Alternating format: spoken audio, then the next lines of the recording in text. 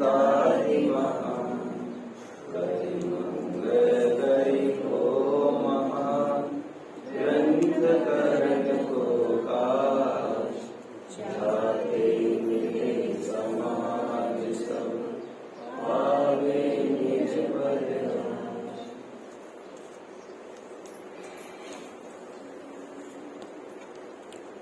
मोक्षार्थियों, मेरे विगत कुछ 20-22 साल में अध्यापन के मेरे इस करियर में गुजरते समय और इस मुकाम तक आते आते बहुत सारे धर्म प्रेमी साधर्मियों का संपर्क मेरे से बनता रहा। कुछ जनों ने मुझे अनुकूलता देने के लिए, सहयोग देने के लिए अपना पूरा सर्वस्व भी लगाया। वे मेरे कोई जान पहचान के नहीं, ना कांटेक्ट में रहते, ना कनेक्शन में रहते। ऐसे कई विद्वान भी रहे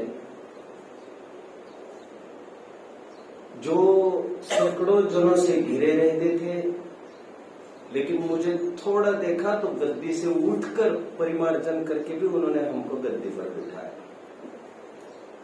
ऐसे भी काफी विद्वान रहे जिन्हों 20 नहीं 50 घर खड़े, भोजन करो, आओ आओ आओ।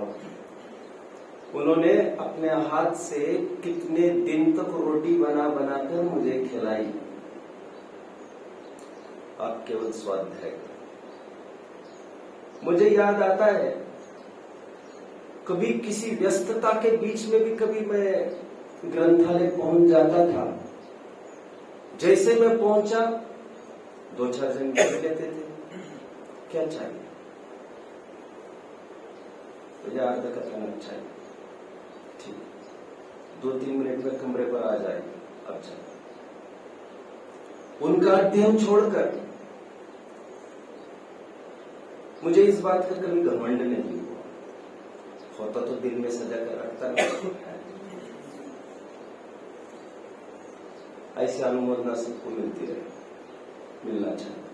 वैसे मेरा कोई रिकमेंडेशन नहीं था, किसी समाज से मैं कनेक्टेड नहीं हूँ, कोई मेरी रिश्तेदारी नहीं, यहाँ पर कुछ नहीं है, कोई जान भी नहीं और पहचान भी नहीं। एक टाइम ऐसा आया जब मेरे लिए 4-4 और 5-5 नौकर समर्पित किए गए, लेकिन नौकरों से हमारा काम निकलता ही नहीं। भोजन हमें बनाना पड़ता है, झाड़ू पोछे भी हमें ही लगाना पड़ता है, इसलिए उसका आकर्षण कभी रहा भी नहीं।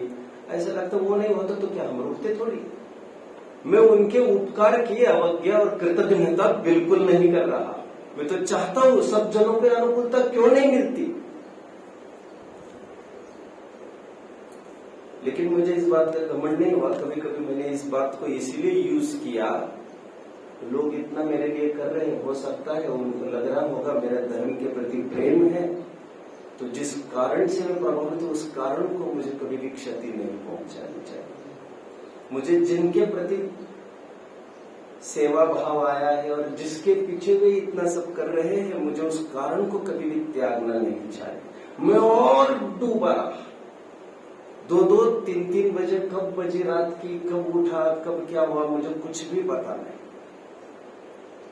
मैंने काफी बार चर्चा करता ही रहता हूँ, दिन के मेरे अपने 20-22 घंटे भी मैंने अध्ययन में लगाए और किसी को कहा नहीं मैंने कभी। लोगों ने ही जाना ये ऐसा करते, और अच्छे विद्वान, अच्छे मतलब जिनकी पलक पौड़े बिछाते हैं, वे हमारे पलक पौड़े बिछाने के लिए तैयार हो। हमने कभी कहा नहीं, कभी इशारा किया नहीं, और बाद में कभी हमने थैंक यू भी नहीं कहा। शायद इसीलिए क्योंकि मुझे बहुत आकर्षण नहीं था उन सब चीजों को, और इन बातों से मैं कहाँ रुकने वाला था। anyway, मेरे संपर्क में आने वालों से मुद्दे की बात, सब समय की बर्बादी हुई। संपर्क में आने वालों में से एक जन ने मुझे कॉम्प्लीमेंट दिया एक बार, जिसको मैंने दिल में सजा कर रखा है आज तक। वो कॉम्प्लीमेंट मैं आपसे साझा करना चाहता हूं। एक बार किसी सज्जन विद्वान ने मुझे ये कहा, आपकी यह खासियत है कि आपके विद्यार्थी आपके समीप थोड़ा भी देर कोई आकर रहेगा, समझेगा, तो मेरा ये वादा है उस विद्यार्थी को कोई भी मनचाहा परिणमित नहीं करा सकेगा। किसी भी गूढ़ से गूढ़ सिद्धांत को वह अपने ही दम पर समझने का साहस रखेगा। केवल इसने कहा है इसलिए मैं मान लूं, नहीं, उसके कितने भी टुकड़े हो जाए वो परीक्षा प्रधानता कभी भी नहीं छोड़ेगा, वो आपकी भी परीक्षा करेगा। यह अंतिम लाइन बहुत ही जबरदस्त थी, ये मैं दिल में सजा कर रखा है और इसीलिए मुझे बहुत प्रेम है ऐसे लोगों से जो सच्चे परीक्षक है। इस मार्ग में मुझे कभी दोषारोपण भी हुआ कि यहां नहीं आते वहां नहीं जाते। मैंने कुछ बोला भी नहीं, 10 जन सामने खड़े हो गए मेरे संभाल के बाद, आनंद लो इनका, तुम इनको शिक्षा मत दो। मुझे उनके प्रति भी आकर्षण नहीं रहा क्योंकि मैं मेरी बाजी में समझ लेता है। लेकिन मुझे ये जो कॉम्प्लीमेंट मिला उससे मैं साफ ये बात कहना चाहता हूं, मैं ऐसे श्रोताओं का रसिक नहीं हूं जो मेरी भीड़ बढ़ाते रहे। मैं वे लोग चाहता हूं क्योंकि मैं श्रोता और वक्तव्य कहने के लिए कह रहा हूं। मैं आप सामान्य हूं और सहधर्मी हूं, साधर्मी हूं, मैं बच्चा हूं आपके सामने, वो मेरे स्वाध्याय में कुछ बूस्ट करे। तोडरमल जी की भाषा में आपके पढ़ने में कोई ग्रंथ आए होंगे तो जरूर अवगत कराना। ये सब क्यों भाई, इतनी भूमिका।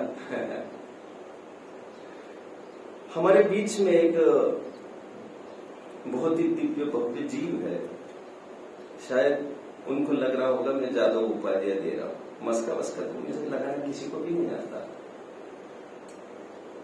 लेकिन निरंतर वे इसके खोजी है। ऐसा क्यों, ऐसा कैसे, ऐसा क्या, ऐसा क्या। अब मैं देख रहा हूं मेहुल भाई को एक बात नहीं जमी।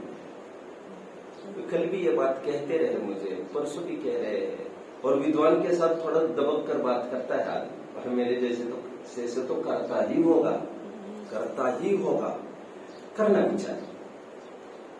तो कभी हाँ, और एक बात, नम्रता से रखी हुई जिज्ञासा के लिए विद्वान घंटों खर्च कर सकता है आपके, वो थोड़े आजमाइश भी कर सकता है आपको। घूम फिरने के लिए लोग आते हैं, भाई सब्जी कितने में दी, भाई शर्ट कितने में दिया। अरे भाई ऐसे तो दिन आते हैं दिमाग खराब करके चले जाते, लेना। अब उनको ये प्रश्न उलझन है अभी भी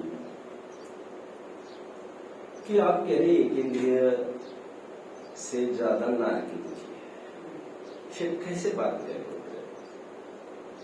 वैसे भाई साहब भी इस बात को कह रहे थे। अच्छा लगता है मुझे, लोग कभी कहते हैं आपकी बात जचती नहीं, नम्रता से ही कहते हैं। तो मैं भी कोशिश करता हूँ समय सापेक्ष, उनकी योग्यता सापेक्ष, मेरे पुरुषार्थ सापेक्ष, कि मैं उनके लिए क्या क्या कर सकता हूँ, मैं कितनी डुबकियां लगा सकता हूँ, क्या क्या कर सकता हूँ, कहाँ ढूंढूं, क्या करूँ, क्या नहीं, मुझे भी लगता है। अभी मैंने सुबह से थोड़ा समय इसमें लगाया, घंटा भर, कि इस बात को कैसे प्रूव किया जाए। वैसे मुझे कुछ भी खामी मेरे में दिखी नहीं, आई एम वेल कॉन्फिडेंट। मैं कभी अगर लोगों को मैं कितना जमा पाऊं, that is also an art, but मेरे दिमाग में क्लियर कर रहा। मेरे से पवन जी भाई साहब ने बहुत आग्रह करके कुछ आई थिंक 7 भाग बनवाए, मंगल प्रज्ञा, मंगल शासन, मंगल प्रभावना। कहीं मेरा नाम नहीं मिलेगा आपको, कहना पड़ रहा है आज किसी कारण से। तो ये जो भाग छपे हैं उन्होंने सभी भाग मेरे से ही करवाया, आप कुछ करो, आप कुछ करो। 15, 20, 25 लाख खर्चा भी किया उसके पीछे, और मुझे तो कुछ समय ही खर्चा करना था जो थी, आप भाग बनाओ कुछ बच्चों का, ठीक। फिर बाद में उन्होंने पीछा किया मेरे से। अब मोक्ष मार्ग प्रकाशक के 1-2 प्रकरण कुछ सुने होंगे उन्होंने मेरे से, मैं नहीं जानता। उन्होंने कहा आप कुछ प्रश्नोत्तरी इसकी बन सकती है, सब हो सकता है, अब तो बताओ क्या करना। तो उन्होंने आग्रह किया, प्रश्नोत्तरी बने आदि, वो बनकर छपकर तैयार मोक्ष मार्ग प्रकाशक से 4 साल पहले। मैंने वहां से यहां तक लाई भी नहीं उसको, मेरे पास है भी नहीं वो। तो तो मैंने आज सुबह सुबह यहाँ वहाँ फोन कर कहा कि मैंने कहा भैया प्रश्नोत्तरी छपी थी, क्योंकि मैंने ये कहा था इसका आधार मिलेगा कुछ न कुछ, क्योंकि तर्क युक्ति से बात तो गले उतरना चाहिए आपको। क्योंकि मैं सीधा ये कह रहा हूँ स्थितिबंध कषाय का पैरामीटर है, दैट्स ऑल, ज्यादा पूछो मत। हमने यहाँ पढ़ा, इससे सुना, उससे सुना, इन बातों में कोई वजह नहीं। हम ग्रंथ की सीधी बात कह रहे हैं, कषाय है स्थितिबंध, एक सागर से ज्यादा नहीं हो सकता तो कषाय उससे ज्यादा नहीं हो सकती, मतलब नहीं हो सकती, बस खत्म, फाइनल एंड आउट। ऊपर से हुक्म आने वालों को, जमीन वालों को कुछ चलता नहीं है। कर्णानियोग ने कुछ कहा है, वेपन डाला है, बाकी सब फटाफट सरेंडर कर देते हैं। और एक मुद्दा पेंडिंग है मेरा, मैं जानता हूं कुछ लोगों को, यद्यपि मैंने ये कहा नहीं है प्रत्यक्षानुभूति होती नहीं है, मैंने कहा नहीं, लोग मिस्टेक, वे ठीक से समझते नहीं। मैं ये कहता हूं उसको 100% उसका क्लेम होने पर भी उसको बराबरी से जानते हैं। हमारे बड़े भैया आगम को थोड़ा सा पूछना पड़ेगा, केवल ज्ञान के ज्ञान में क्या क्या झलकता और क्या क्या नहीं। और इसके लिए श्लोक वार्तिक आदि और मैंने थोड़ा टाइम मांगता हूँ 265 पेज तक आने तक, फिर आगे मैं वहां पर खड़े रहकर मैं बात करूंगा।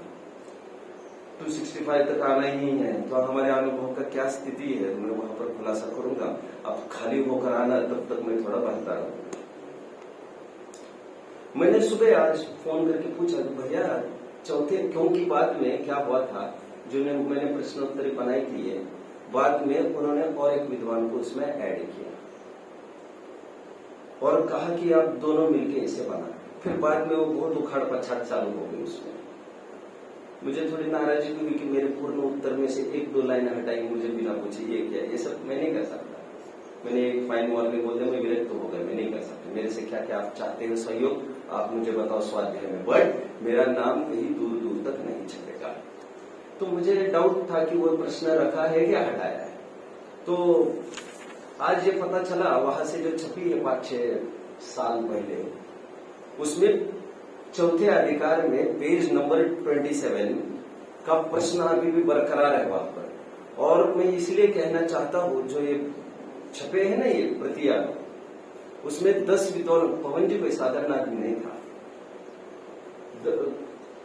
किसी को सिर पर बिठाने का तो उसके जीवन में कोई काम भी नहीं था, पत्रकार रहे थे बड़े।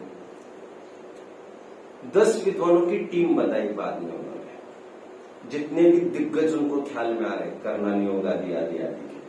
फिर उन्होंने सब, मेरा जो प्रश्नोत्तरी है उन्होंने 10 जनों को सर्कुलेट कराए कि भैया इसमें कोई आगम विरुद्धता हो तो हमें बताओ, लिखकर पेड़ डाउन करो। क्योंकि एक आदमी सब में माहिर थोड़ी हो सकता है, बहुत सारी बातें तर्क युक्ति से लिखते हैं, जो मुझे आज ख्याल में आ रहे कल ख्याल में आ सकता है, ऐसा नहीं है। उनकी भी बात बिल्कुल सही है। जब जिनवानी दुनिया के सामने जा रहे हो तो नपी तुली जानी चाहिए और क्लियर कट चाहिए, जो किसी भी कसौटी पर चढ़ सके। तो सभी विद्वानों के द्वारा, 10 विद्वानों के द्वारा अटेस्टेड है। अभी 10 विद्वानों के कौन कौन से नाम थे, मैं थोड़ा झुक जाऊं पीछे, तो मुझे मतलब पूछना ही पड़ेगा वो सब। मुझे एक जन का तो भी तो नाम याद नहीं आता। उसमें कल्पना बहन तो थी ही थी, क्योंकि वे तो वही पर थी। तो पेज नंबर 27 वहां का देखा जाए, नारकी तथा एकेंद्र में अधिक दुखी कौन, ये प्रश्न वहां पर है। समाज में 4-5 साल पहले से निकला है, अभी उसको चैलेंज नहीं है। एनीवे होगा तो किसी ने बोला, नहीं होगा तो मैं इसमें कुछ नहीं कह सकता। देखिए पेज नंबर क्वेश्चन नंबर 40 भी इसी संबंधित है। वहां पर प्रश्न है, यह कैसे निश्चित कर सकते हैं कि अधिक इंद्रियवान जीव अधिक मिथ्या तो कषाय कर सकता है। सीधा रूल है, मैंने यहाँ पर पूरा कवर किया है, आपको कुछ यहाँ वहां नहीं देखना है, मैं तो सब ले ही रहा हूं यहाँ पर, लेकिन ये आधार के लिए। बट मैंने ये सोचा कि वो तो समाज के सामने निकला है, आप इस पर भी कितना रिलाय करेंगे।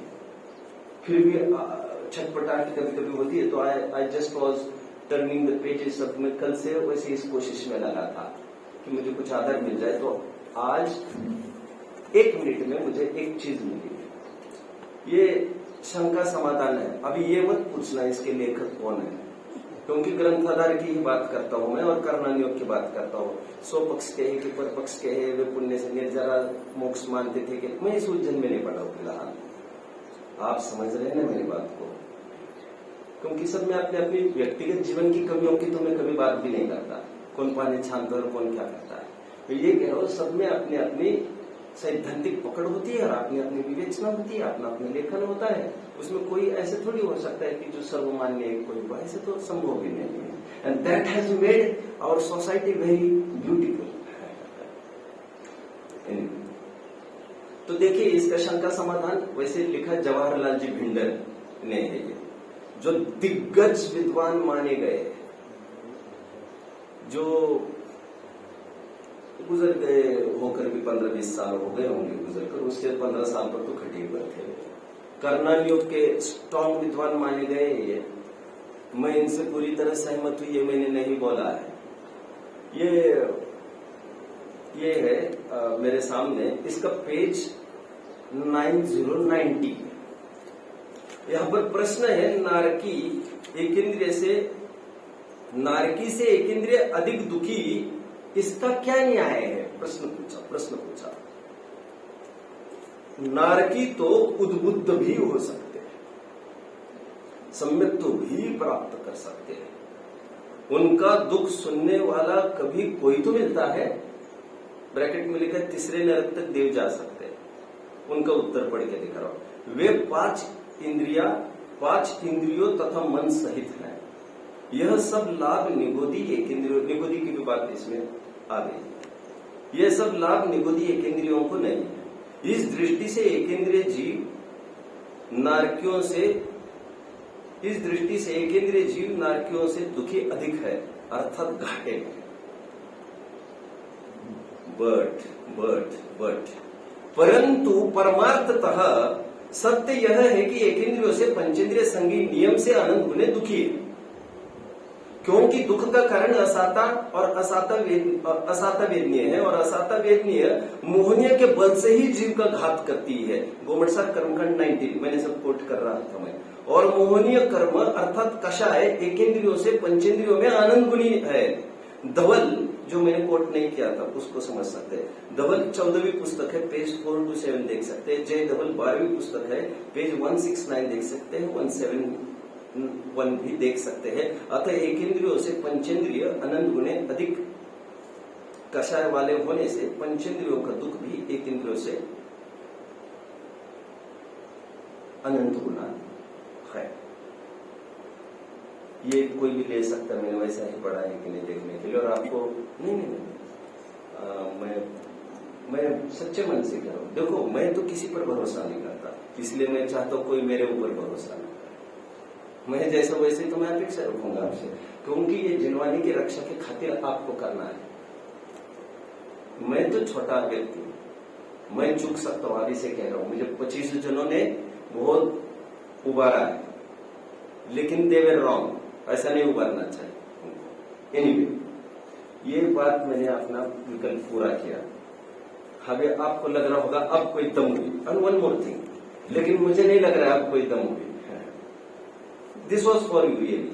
यह जो प्रश्न है उनका, ये जैन गजट एक पत्रिका निकलती थी, वो जैन गजट पत्रिका में 18 फरवरी 1993 में ये रिलीज हुआ था जैन समाज में। तो ये मैं बात कहना भूल गया, लौटाइए आपने प्रकरण पर, तो इसकी पुष्टि मैंने कर दी। और फिर अपेक्षाएं है सब प्रकार की, मैं तो दोनों अपेक्षा वैसे भी बोल चुका हूँ। ठीक है, मैंने कोई कसर वैसे नहीं छोड़ी है, लेकिन दिस वॉज न्यूअर, और सहजता में हाथ लग गए तो मैंने आपको दिखा दिया। चलिए, आप पेज नंबर पर आइए, 86 पर। मेरे सामने आई थिंक, प्लीज थोड़ा सा इस तरफ आएंगे आप, थोड़ा इस तरफ। ठीक है, good. I want to see your face now. 2-3 दिन पहले एक हमारे भाई सादर में भाई का एक प्रश्न आया था। आई थिंक मैं चेहरे याद नहीं रख पाता हूँ, शायद आप थे। आपने मुझे पूछा था क्षय उदय क्या है, जरा बताएंगे आप? वैसे मेरा कोई विषय के बीच में आता है तो मैं थोड़ा साइड लाइन में हो सककर कुछ बात कर सकता हूँ। मैं जबरदस्ती से बाहर नहीं घुस सकता, इतना वो अनायास विषय आ गया है, और ये बताना जरूरी है मुझे आपको। वैसे पेज नंबर 86 आगे का जो क्वेश्चन चलेगा मेरा, that is related page number 86। वो बीचों बीच की बात है, वो मैं आपको लाइन्स बाद में बताऊंगा। पहले मैं इंट्रोड्यूस कराता हूँ आपको 4 टर्म्स से। क्षय, प्लीज थोड़ा सा इस तरफ आएंगे आप। 4 टर्म्स है, क्षय, उपशम, क्षयोपशम और उदय। वैसे सभी जन जानते ही होंगे इस बात को, लेकिन 1 मिनट सबका ले लेता हूं। एक एक्सपेरिमेंट कर सकते हैं आप। एक पानी में, एक बीकर समझते हो ना, एक कांच का वेसल, एक छोटा पॉट, कांच के पॉट में, एक बर्तन में, मैं कांच का बर्तन कहना चाहता हूं, एक बर्तन में मान के चलो शरद ऋतु का पानी ले, चलो छोड़िए इन बातों को, जिसमें मलिनता मिली है ऐसा पानी लेना है आपको। मिट्टी और पानी एक में हुआ है, गढूल पानी, मराठी समझते आप थोड़ा सा? तो उस पानी को एक बीकर में ले लीजिए, उसे एक निर्मली डालकर, निर्मली एक प्राकृतिक वस्तु हुआ करती थी, फिटकरी प्राकृतिक वस्तु नहीं हुआ करती शुद्धिकरण के लिए, उसमें कतक फल डाल दिया जाए, निर्मली डाल दी जाए पानी में, तो उसकी थोड़ा थोड़ा धीरे धीरे वो सेटलमेंट होता है। शायद केमिस्ट्री में उसको सेडिमेंटेशन कहते होंगे, सेटलमेंट कहते होंगे, देख लेना। वो मिट्टी नीचे नीचे दब रही है। एक वो सेकंड केस। अभी सेकंड केस में अब एक काम करिए, आप एक खाली बीकर लीजिए और ऊपर का क्लीन वाटर एक तरफ डाल दीजिए, साफ पानी, ध्यान रहे मिट्टी का एक कण भी वहां पर घुस न पाए। तो ये तीसरे बीकर में डाल दीजिए आप, और चौथा बीकर, ये मेरे दिमाग की बात है, चौथा बीकर वो मिट्टी वाला जो लेयर रहा है केवल, उसको चौथी स्लाइड पर रख दीजिए आप। ये 4 चीजें आपके सामने है। ये पहला इज क्षयोपशम, अभी और पता चलने वाला है आपको। दूसरा, जो निर्मली डाल के सेटल किया गया है, तो ऊपर का पानी थोड़ा क्लियर है, दैट इज उपशम, दबा हुआ है वो, कभी भी थोड़ा भी आकर कोई जर्क धक्का दे देगा उसको, तो एकदम वो डिफ्यूज हो जाएगा, फिर से वो उसमें घुल मिल जाएगा। आप समझ रहे होंगे मेरी बात को? उपशम मतलब थोड़ी देर के लिए दबा है, लेकिन कभी भी उबर सकता है अवसर पाकर। तीसरी स्टेप में मैंने कहा था, यह अवसर ही खत्म कर दो ना, सत्ता में पड़ा है उस सत्ता से भी हटा दो, तो चौथा जो बीकर है वो कभी भी किसी काल में अभी इम्प्यूरिटी को प्राप्त नहीं हो सकता, तीसरा बीकर। तो दैट इज क्षय, मलिनता का अभाव हो गया। वैसे ऊपर से देखने पर उपशम और क्षय दोनों एक तरीके ही दिख रहे हैं, यह बात पक्की है। ऊपर से देखने पर जिसने नीचे की लेवल नहीं देखी है अभी मिट्टी की, उसके लिए दूसरा और तीसरा बीकर एक ही है। अभी चौथे बीकर की तरफ आओ। चौथा बीकर जो है वो उसमें केवल मिट्टी का लेयर है। नीचे से देखने वालों को दूसरा और चौथा बीकर एक ही है, आप समझ रहे होंगे। चौथे बीकर को कहेंगे हम उदय। पहले को कहा मैंने क्षयोपशम, दूसरे को कहा उपशम, तीसरे को कहा क्षय, और चौथे को कहा मैंने उदय। ये सब जन जानते हैं, इस उदाहरणों को भी जानते होंगे और सब कुछ जानते हैं। मैं कुछ नई बात करूंगा अभी, फिर जिसके माध्यम से मैं डायरेक्ट प्रवेश करूंगा अपने प्रकरण में जो रिलेटेड है एकदम। इन चारों को मैं थोड़े टेक्निकल टर्म्स में समझाऊंगा। ये तो इतना क्लियर हो गया, इतना आपके लिए पर्याप्त था। अभी आप सरक कर बैठ सकते हैं, जैसा सरकना हो। अभी दूसरी बात, टेक्निकल लाइन्स में मैं थोड़ी बात करूंगा। व्हाट इज उदय, व्हाट इज क्षयोपशम, व्हाट इज क्षय एंड व्हाट इज उपशम। जब सर्वघाती स्पर्धकों का उदय रहता है, दैट इज टर्म्ड एज उदय। ऐसे ग्रंथों में परिभाषा भी आपने पढ़ी होगी, आई एम डाउटफुल। मतलब आप ये कहकर मैं ये कहना चाहता हूं, ये आप इसमें प्रश्न चिन्ह लगाने के लिए तैयार हो, रेडी है, पात्र हो, मुझे इतना ही कहना है। जिसमें सर्वघाती स्पर्धकों का उदय हो। अभी स्पर्धक कहने को मुझे टाइम नहीं है इतना।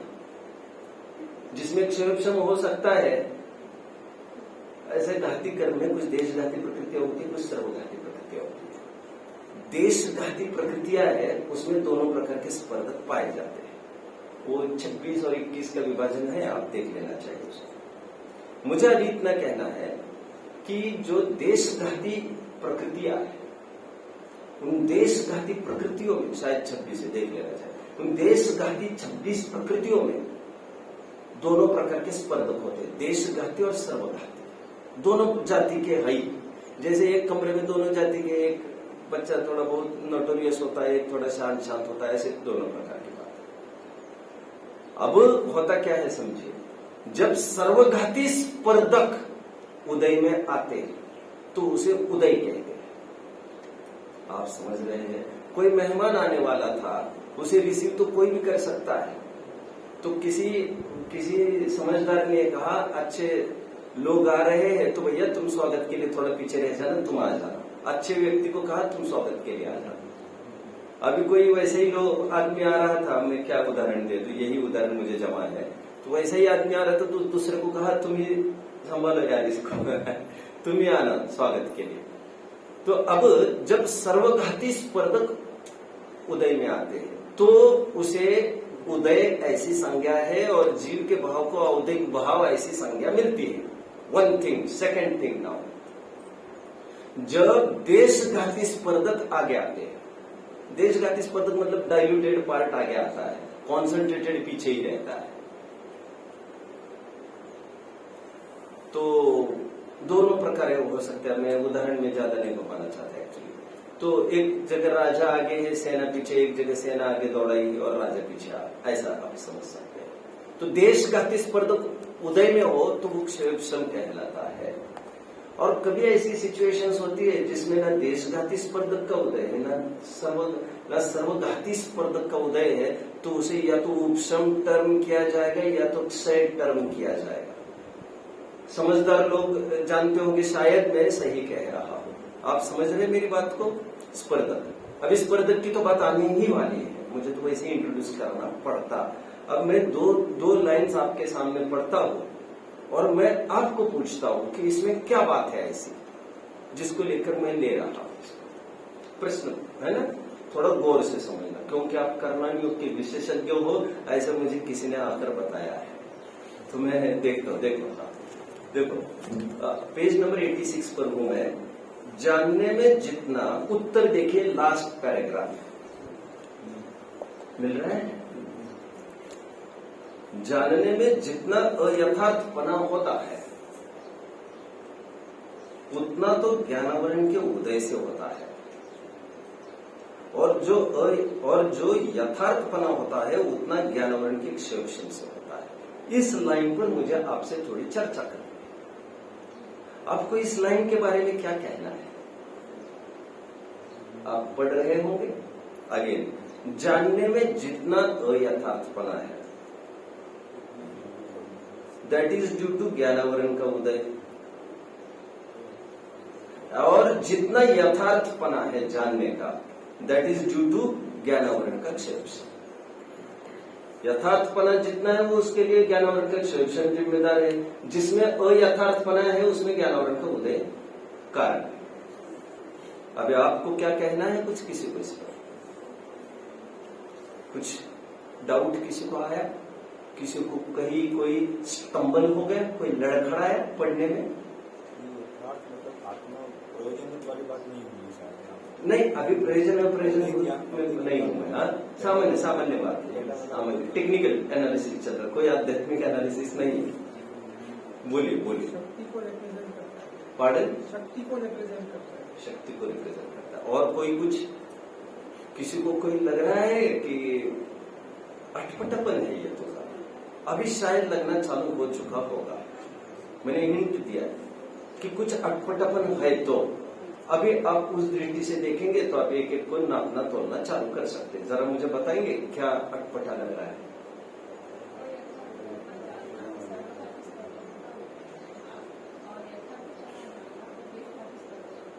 नहीं, वो तो ठीक है, अपने स्पर्धक में देखो। Listen now, listen. क्या अयथार्थ जानना ज्ञानावरण के उदय से होता है? मेरा इतना सा, पहली बात, वन मोर थिंग, ज्ञानावरण का उदय मतलब सर्वघाती स्पर्धक का उदय, इतना समझ लीजिए। तुम तो यथार्थ की बात कर, लेकिन प्रश्न यह ज्ञानावरण के उदय से जानना होता है क्या, जो ये बोल रहे हैं?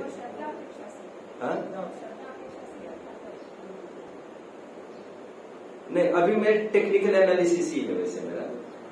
मैं अगेन शायद आप पकड़ रहे हैं मेरी बात। मैं ये कह रहा हूं कि ज्ञानावरण के उदय से तो जानना ही नहीं होता, ये तो अयथार्थ कहां से लाया? इतना मुझे क्या है, उसको सॉल्यूशन भी I will present you shortly. उससे पहले और एक लाइन पढ़ाना चाहता हूँ आपको। आप इस दृष्टि से देखो, और मैं आपके सामने वही डिस्कस कर रहा हूं जहां पर मैं आकर दसों बीसों सैकड़ों दफे लड़खड़ाया था।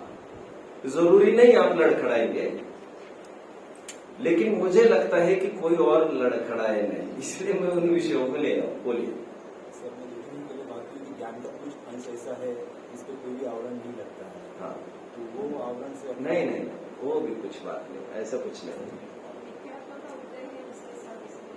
अभी भी ऐसा नहीं है, अभी नहीं। देखो, लिसन नाउ एवरीवन,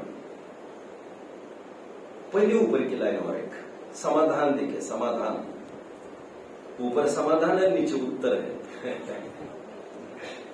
ओहो, अरे पंडित जी की सभा में 1000-1200 जन बैठते थे, 1000-1200, no mic, nothing. Wasn't it really great? लोग 2-2, 3 पे, और ऐसे भी नहीं था वे जूम 5 मिनट में स्वाध्याय हॉल पहुंच गए, ऐसे भी कोई स्थिति नहीं थी। 1200 जनों को बैठने के लिए कब से जगह जमाए होंगे जो अंदर बैठे हैं। anyway, देखो समाधान देखो ऊपर, ज्ञानावरण के उदय से तो ज्ञान के अभाव अज्ञान होता है, तथा उसके क्षयोक्षम से किंचित ज्ञान रूप मति आदि ज्ञान होता है। ये तो ऊपर का ठीक लगा मुझे, नीचे का मुझे अटपटा लग रहा है, अटपटा लग रहा है मुझे। आप दोनों लाइंस को पढ़ पा रहे हो, अच्छे से कोरिलेट कर पा रहे हो, ठीक है। अब देखिए जरा मुझे क्या कहना है, ऊपर की लाइन तो सही है, नीचे की लाइन भी सही ही है, लेकिन ऊपर की लाइन तुरंत समझ में आती है। नीचे जो लिख रहे हैं ना, जानने में जितना यथार्थपना है उतना तो ज्ञानावरण के उदय से है, वहां पर आपको समझना है ज्ञानावरण के देशघाती स्पर्धक के उदय, ये इनबिल्ट आपको ब्रैकेट लगाना है, और आगे उदय से होता है, और जो यथार्थपना होता है उतना ज्ञानावरण के क्षयोपशम में भी ब्रैकेट में और लगाना है। सर्वघाती स्पर्धक उदय भाविक्षय और उन्हीं का सदावस्था उपशम। अभी यहाँ पर क्षयोपशम का ही कुछ पार्ट कहीं ले गए और कुछ पार्ट कहीं रखा है, अप्रैल फूल उदय नहीं है यहाँ पर कहीं, और देशघाती स्पर्धक के उदय को लेकर अवधेक भाव कहते भी नहीं। I think it is clear, क्योंकि वो उदय अलग सा नहीं है, वह उदय 3 में से एक अंश है, केवल क्षयोपशम का एक अंश है, क्योंकि क्षयोपशम के 3 अंश है, कुछ क्षय, कुछ उदय, कुछ उपशम। तो ये उपशम वैसा वाला नहीं है, ये क्षय वैसा वाला नहीं है, तो ये उदय वैसा वाला नहीं। आप कुछ समझ रहे हैं पीछे? हाँ, समझ रहे हैं, ठीक है। यहाँ पर जानने में जितना अयथार्थपना है, दैट इज ड्यू टू क्षयोपशम का एक पर्टिकुलर अंश। कौन सा? सर्वघाती स्पर्धक का, सॉरी देशघाती स्पर्धक का उदय, देशघाती स्पर्धक का उदय। अब देशघाती स्पर्धक का उदय जब भी आता है ना, वो ना तो ज्ञान में ब्लॉकेज लाता है, और देशघाती नहीं होता तब तो फिर प्योर ज्ञान होता। देशघाती भी यदि उदय में नहीं होता तब तो प्योर ज्ञान होता, बट ऐसा नहीं है। जब देशघाती उदय में आता है तो कुछ विकृति लेकर, जानता तो है लेकिन कुछ विकृति डालता है वहां पर, दैट इज अयथार्थ जानना। आप समझ रहे हैं मेरी बात को? आप वहां से समझ सकते हैं। आप जानते हैं जब भी सम्यक प्रकृति उदय में आती है,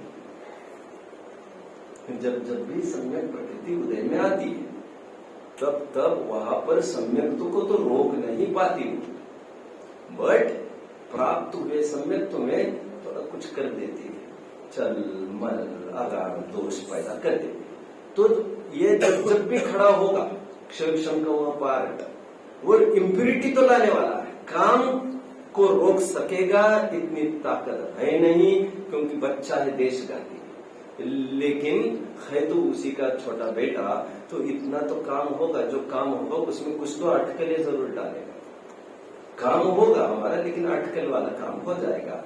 आप समझ रहे हो मेरी बात को? इस 2 लाइन का अर्थ ऐसा समझना है। यद्यपि दोनों जगह उदय लिखा है, एक जगह सर्वघाती स्पर्धक का उदय समझना है, एक जगह देशघाती स्पर्धक का उदय समझना है। That's all. बोल।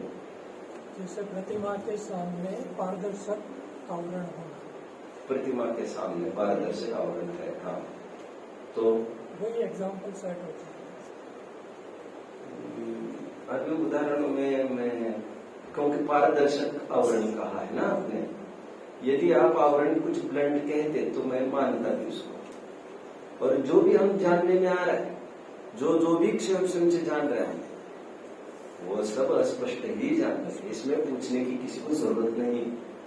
मैं तो आंखों से जान रहा हूं, साफ साफ जान रहा हूं, तुम्हारे जानकारी के लिए ये ठीक है। बट शेषम से जो भी होगा, जानकारी होगी, श्रद्धा होगी, उसमें इम्प्योरिटी बनी रहेगी। परोक्षता जो तुम फेस कर रहे हो, that is due to the same reason. मैं आगे बढ़ता हूँ। पेज नंबर 87 पर बहुत अच्छा प्रकरण है। अच्छे प्रकरण तो है ही। अच्छे इसलिए कह रहा हूं, इस पर ऑलरेडी हमने डिस्कस किया है, एक बार मैंने पढ़ाया था 87 का टॉप। कब? मैंने 2 सेशंस टोटली आध्यात्मिक लिए हैं, आपके नॉलेज में होगा। एक सेशन तो मैंने दोपहर में ऐसा लिया था, शायद दूसरे दिन दोपहर में। आज कौन सा तीसरा दिन चल रहा है क्या? चलो जो भी हो ये, अच्छा आज चौथा दिन चल रहा है, ओके देन इट्स ओके। दूसरे दिन दोपहरी में मैंने साता वेदने को लेकर बात की थी। और इस बात को कान खोलकर सुन लीजिए, कहने के बजाय मैं ये कहना चाहता हूँ, आप आसानी से गले उतार दीजिए। ये गाड़ी बंगला हमें मिला है, वो कौन से कर्म के उदय से ये प्रश्न फिर से उभरना ही नहीं चाहिए, क्योंकि मिले नहीं। आप उतारिए तो गले तो उतारिए, मैं फैक्ट की बात कर रहा हूँ आपसे। साता वेदने जीव विपाकी ही है। अब उनको रास्ते निकालने थे, उनको कहना था भैया मैं अच्छा काम करूंगा तो क्या मिलेगा, तो भैया तुम जाओगे देवगति में तो फिर क्या होगा, फिर वहां चिरमरमनते जिनेन्द्र भक्ता स्वर्गे, वहां पर बड़ी बड़ी अप्सराएं बड़ी बड़ी नृत्य करती रहेगी, उस सभा में तुम बैठे रहोगे आदि आदि।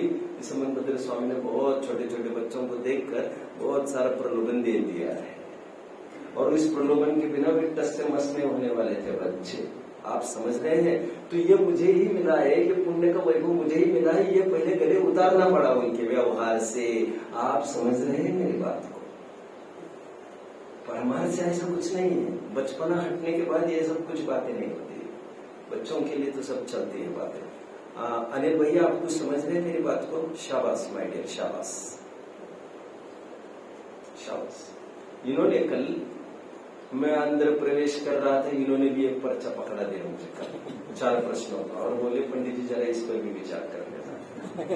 मैंने कहा भैया मेरे बार प्रश्न तो पढ़े सभी, तो अभी मैंने कहा यार 2-3 दिन दोपहर तो मैं चर्चा कर चुका हूं, तो लेकिन अब मानना चाहिए आपको कि आगे बढ़ने की कोई उम्र नहीं हुआ करती, समझने की कोई उम्र नहीं हुआ करती। और मैं बच्चों पर बहुत विश्वास करता हूँ पहले से मतलब जब से मैं इस फील्ड में हूँ, 10 लक्षणों में भी मैं कहीं भी नहीं जाता हूँ, कहीं भी नहीं। और यदि बाय चांस कहीं जाऊं तो आई प्रिफर गुरुकुल। गुरुकुल बहुत बुला रहे हैं, बच्चे सुनना चाहते हैं, ओके देन मैं आजमा सकता हूँ। मुझे कहीं भी जाने का मन कभी भी नहीं होता है, मैं आपको थोड़ी देर के लिए बता देता हूँ। अभी जहां पर गया वो बड़ी मजबूरी से गया वो, और हाँ कहने के बाद भी 10 दफे मैंने पश्चाताप किया उसका, हमने कहा से वर्ड दे दिया। ऐसा मेरे साथ होता है। ऐसा ही नहीं है कि कोई अज्ञानी डिलेमा में होता है, ज्ञानी को भी डिलेमा होता रहता है, क्या करें। चलो ठीक है, आइए देखिए, मैंने 2 प्रकरण आपके बीच में आध्यात्मिक लिए थे। मैंने एक प्रकरण तो ये लिया था साता, हाँ उस समय कहने लगा, एक तो साता वेदने संबंधी लिया था, और उसमें निष्कर्ष मैंने ये बताया था कोई वस्तु विशेष पुण्य की सामग्री, कोई विशेष पाप की सामग्री, ऐसा नहीं। फिर मैंने एक सेक्शन दूसरे दिन सुबह लिया था, आई थिंक मतलब कल सुबह लिया होगा, उसमें मैंने ये पूरा जोर लगाया कहने में कि कोई वस्तु विशेष प्रयोजनभूत है, कोई वस्तु विशेष अप्रयोजनभूत है, ऐसा भी नहीं। और उपचार दोनों जगह संभव है, ये भी समझ लीजिए। उपचार दोनों जगह संभव है। अब जैसे ये पुण्य की सामग्री, पाप सामग्री, ये बोल दिया, ऐसे ये प्रयोजनभूत है, ये प्रयोजनभूत है, ऐसे बोली भाषा में बोल देते हैं, लेकिन बोलने के लिए और सुनने के लिए ही ठीक है। हम वहां पर तो तोड़ मरोड़ करते हैं और समझते नहीं है अंदर में कुछ, ऐसा मत करो। ये 2 प्रकरण मैंने बताए थे आपको, याद आ रहा है सबको? वही आपको याद आ रहा है? आप मैंने 2 प्रकरण लिए थे ना भैया, कल सुबह लिया था प्रयोजन भूत और प्रयोजन भूत कुछ होता नहीं, और उससे पहले दिन दोपहर में लिया था साता पुण्य की सामग्री पाप की सामग्री कुछ होती नहीं। और मैं बार बार ये कह रहा था दूसरे सेशन में कि हूबहू उसी पैरेलल लाइंस पर ये प्रकरण है, कुछ भी फर्क नहीं है। ज्यादा आज पंडित जी ने क्या किया देखिए, पंडित जी आज एक को तो उदाहरण बना रहे हैं और एक को तो सिद्धांत बना रहे हैं। That is just marvellous. एक को उदाहरण बना रहे और एक को सिद्धांत। कैसे बना रहे देखिए जरा, मैं पेज पढ़े 87 बोला ना, 1 मिनट का। अब 86 पर आइए थोड़ा सा।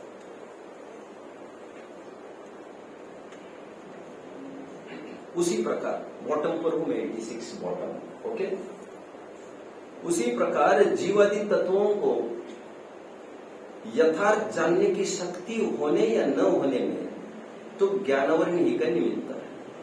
परंतु जैसे किसी पुरुष को क्षयोपशम से, बहुत धीरे धीरे पढ़ूंगा, क्षयोपशम से दुख के और तथा सुख के, ये उदाहरण बोल रहे हैं अभी, उदाहरण जैसे किसी पुरुष को क्षयोपशम से दुख के तथा सुख के कारणभूत पदार्थों को यथार्थ जानने की शक्ति हो, वहां जिसको असाता वेद्य का उदय, वह दुख के कारणभूत जो उन्हीं का वेदन करता है, सुख के कारणभूत पदार्थों का वेदन नहीं करता।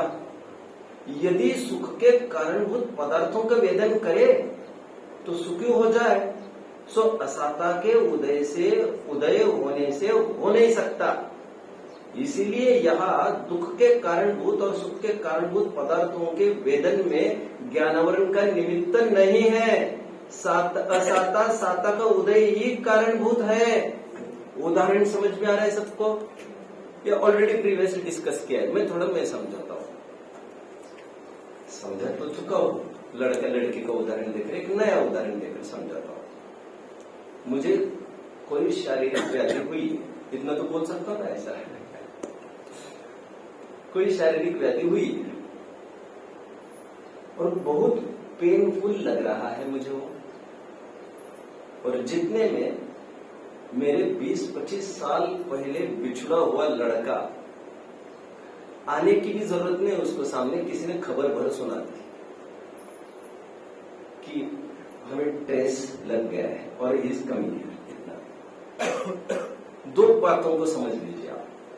अभी जिस समय ज्ञानवर्ण का उसका इतना क्षयोपशम है कि उसको ये इसे भी जानने की क्षमता है, बॉडी पेन को, और उसे भी जानने की क्षमता है। क्षयोपशम उसको ऐसा है, बट ये क्षयोपशम तय नहीं करेगा कि वो किसको जानने वाला है। ये क्षयोपशम के विषय में कौन है अभी, ये साता तय करेगा। ये इंटररिलेशन ऐसा बोला जाता है भैया। What you lack is interrelation. आप निमित्त नैमित्तिक संबंध को भी आप बड़ा अटपटा समझते हो। ये मुझे बड़ा अटपटा लगता है, आपको मैं समझता हूँ क्या ये। अभी आप कहते हो इच्छा से क्या क्षयोपशम से इच्छा कैसे होगी, इच्छा तो मोहने से होगी, क्षयोपशम तो ज्ञानवर्ण। अरे भाई, थोड़ा इजीली विचार करना चाहिए उस बात को, थोड़ा तो प्रैक्टिकल है, व्यावहारिक बात है वो तो। देखो, मैं ये कह रहा हूं, यदि क्षयोपशम ऐसा है कि कुछ भी जान सकता है, जान सकने की बात है। सकना मतलब शक्ति, शक्ति से ही सकना वर्ड आया। अभी उसकी सामर्थ्य दोनों जगह थी, कुछ भी जाने, वो लड़की की कमिंग की न्यूज जाने या तो बॉडी पेन की न्यूज जाने, सामर्थ्य दोनों होने पर भी यदि साता का उदय आना है ना, तो उसी समय उसको अंदर घुसकर ये बताना है कि आपका लड़का इज बैक, तो उस समय में उसको सुख का वेदन होना है। एंड 1 मिनट हो गया या 1 सेकंड भी, कोई टाइम फैक्टर नहीं उसका, वो फिर पेन का वेदन करने लग जाएगा। और दोनों वेदन एक साथ नहीं होंगे, हाँ, ये ध्यान रखो बात को। दोनों वेदन एक साथ कभी नहीं होते, नहीं तो दोनों का उदय एक साथ सिद्ध हो जाएगा ना, साता और ऐसा है नहीं। स्त्युक संक्रमण होकर दूसरे रूप आता है वो, जिसे परमुख उदय कहते, स्वमुख उदय नहीं। तो कहते हैं जिस समय में वो लड़के का वेदन कर रहा है, लड़की की खबर का, खबर का और खबर संबंधी भी ज्ञान का बता। और यहाँ पर भी पेन संबंधी ज्ञान का, ये भी समझना है आपको, नहीं तो कोई कहेगा ऐसे वेदन थोड़ी करता है भैया। तो दोनों में से एक का वेदन करेगा, ये साता तय करेगी। अथवा उपादान पर बात चाहिए आपको तो समझ लीजिए, ये तुम्हारा वेदन तय करेगा उदय किसका चल रहा है, उदय में किसको आना है या नहीं तय करेगा। मतलब वो ज्ञापक कारण के रूप में एक्ट करेगा। अभी वेदन उसको लड़के के प्रति है, लड़के के अच्छा, और उसमें उसको सुख का वेदन हो रहा है, तो अभी साता का ही उदय चल रहा है इस समय में। वो पेन में चला गया, बीच में वो लड़की की खबर सुनते सुनते बीच में किया उन्हें कैसा पेन हो रहा है, और फिर वहां जुड़ गया, वो उदय बदलता जा रहा है, साता दोनों का नहीं चल रहा है उसको उदय।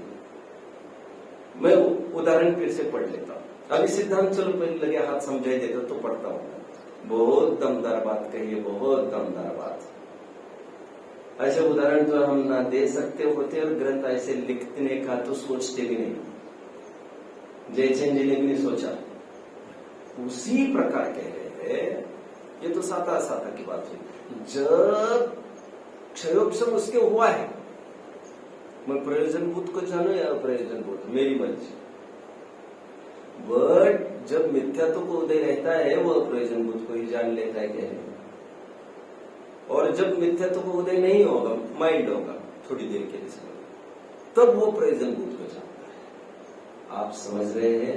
उसमें सुनो उसमें ज्ञानावरण की कोई रोल नहीं है। लेकिन जो तुम बार बार कह रहे हो ज्ञानावरण का उदय या ऐसा कि अप्रयोजनभूत का ज्ञान नहीं होगा, ऐसा नहीं कह रहे। शक्ति तो तुम में है, लेकिन मोहनीय के उदय से, मिथ्यात्व के उदय से तुम वहीं पर देखते हो उस समय में अप्रयोजनभूत की ओर। अप्रयोजनभूत मतलब कोई वस्तु विशेष भी नहीं है, उस वस्तु के उसी फीचर्स को देखते रहते हो तुम।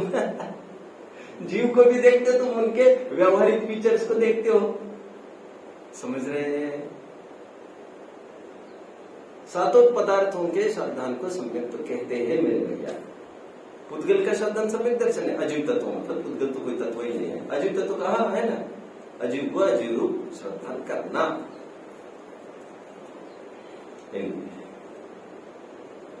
और वो सो को सो जाने बिना हो भी नहीं सकता। तो तुम्हें हम कह रहे हैं केवल क्योंकि तुम परेशान होते हो ना इसी लाइन से। देखो मैं फिर से उदाहरण भी पढ़ूंगा और सिद्धांत भी पढ़ूंगा। देखो उसी प्रकार जीवादि तत्वों को यथार्थ जानने की शक्ति होने से या न होने में तो ज्ञानावरण का निमित्त है, परंतु जैसे किसी पुरुष को क्षयोपशम से दुख के तथा सुख के कारणभूत पदार्थों को यथार्थ जानने की शक्ति हो, वह जिसको असाता वेदने का उदय हो, वह दुख के कारणभूत जो उन्हीं का वेदन करता है, सुख के कारणभूत पदार्थों का वेदन नहीं करता। यदि सुख के कारणभूत पदार्थों का वेदन करे तो सुखी हो जाए, तो असाता का उदय होने से हो ही नहीं सकता। इसलिए यहाँ दुख के कारणभूत और सुख के कारणभूत पदार्थों के वेदन में ज्ञानावरण का निमित्त नहीं है। असाता साता का उदय ही कारणभूत है। इतना तगड़ा उदाहरण। इस उदाहरण से हमें कितनी कंसेप्चुअल बातें समझ में आ रही है। अभी सिद्धांत भी देखिए सारा भैया, इसको समझना जरूरी है। आप हाँ में हाँ मत डोलना प्लीज। आपको लिमिटेशन समझ में आती होगी पूछने की, मुझे लिमिटेशन समझ में आती होगी समझाने की, लेकिन इसको समझना तो बहुत जरूरी है। आप एकांत में समझो नहीं तो कुछ भी करो। अब उदाहरण सिद्धांत देखिए। उसी प्रकार